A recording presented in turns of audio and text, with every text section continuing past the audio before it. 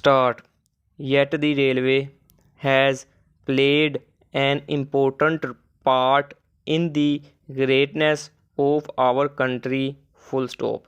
Railways have quite a long history if we go back to the times when the trains were led by horses, but they have a history of only 100 or so years when we speak of the railway in its modern form. Full stop.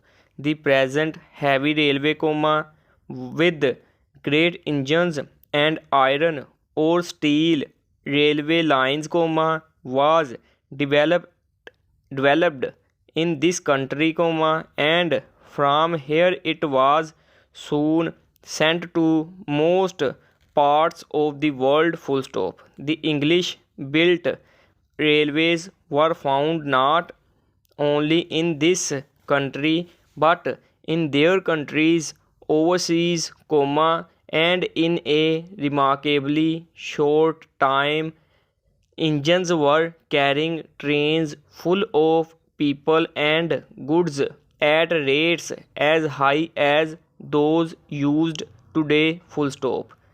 Paragraph. These rates do not seem very remarkably today, used as we are to hearing of planes moving at 500 or 1,000 miles an hour, but they seemed very remarkable to people 100 years ago. Full stop.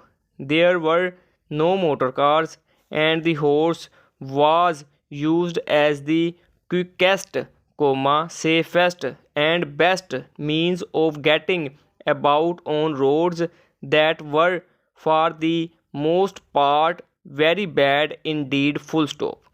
Quite small distances often look days to cover. Full stop. In such conditions as these it is natural that the railway seemed a thing of most outstanding importance. Full stop.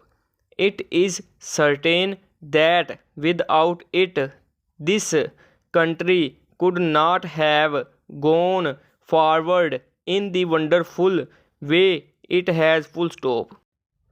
It is doubtful whether even the plane in this age was really been so important for the country as the train was in the earlier age. Full stop.